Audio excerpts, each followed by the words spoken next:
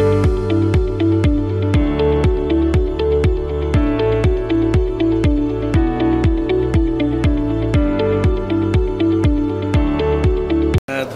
আমার নাম হলো ইঞ্জিনিয়ার আওয়াল হোসেন। আমার ডেজিগনেশন হলো managing director, metal steel structure এ আছি। আমার কোম্পানি মেটাল স্টিল স্ট্রাকচার, মূলত আমরা industrially steel building, civil construction, design consultancy নিয়ে কাজ করি এবং আমাদের কিছু ট্রেডিং প্রোডাক্ট আছে, যেমন decking sheet, purlin, nut bolt, insulation. এগুলো মূলত আমরা বাংলাদেশের লোকাল মার্কেটে পারচেস করে থাকি। এ ধরনের প্রদর্শনীতে আমি অনেক কারণে এসেছি, তার মধ্যে কিছু কারণ ব্যাখ্যা না করলেই নয়।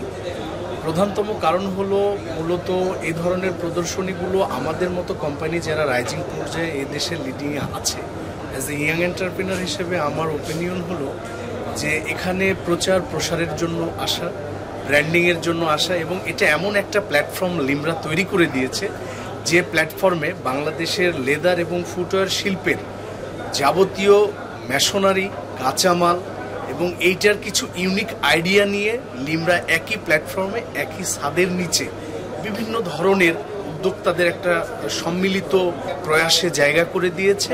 এতে করে যারা দর্শনার্থী আছে, যারা লেদার এবং ফুটওয়্যার শিল্পে লিডিং পর্যায়ে আছে, তারা এখানে এসে আইডিয়া ডেভেলপ করছে এবং তারা জানতে পারছে নতুন নতুন কি ধরনের মেশনারি উদ্ভব হয়েছে, কি ধরনের পণ্য নিয়ে তারা কাজ করতে পারবে, বা তাদের ফ্যাক্টরিকে আরও বেশি উত্তরোত্তর উন্নতির দিকে নেওয়ার জন্য তারা কিভাবে এগিয়ে যেতে পারবে।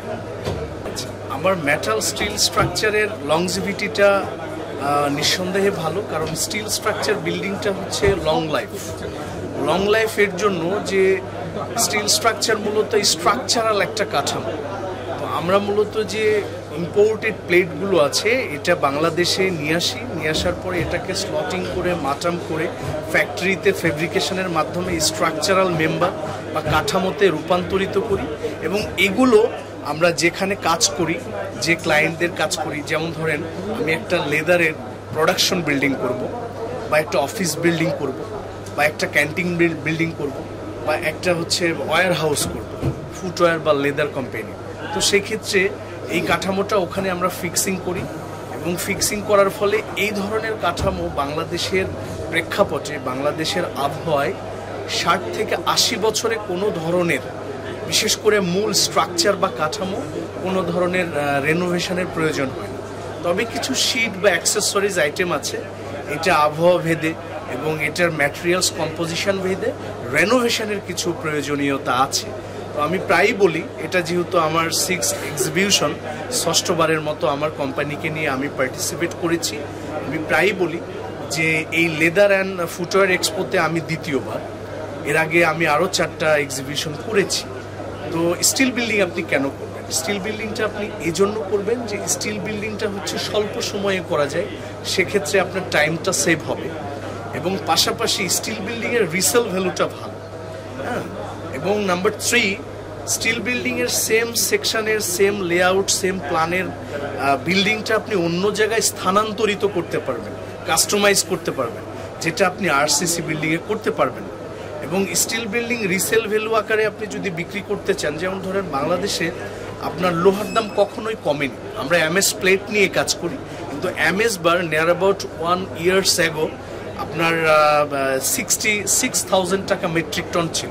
সে ফর এক্সাম্পল একেএস এর যে 60 গ্রেডের রড ছিল, এখন সেম আপনার দেখেন, সেম রডটা কিন্তু 1 বছর পরে মার্কেটে ফ্লাকচুয়েশন হওয়ার ফলে আপনার এখন দাঁড়িয়েছে 97,000 টাকা মেট্রিক টন।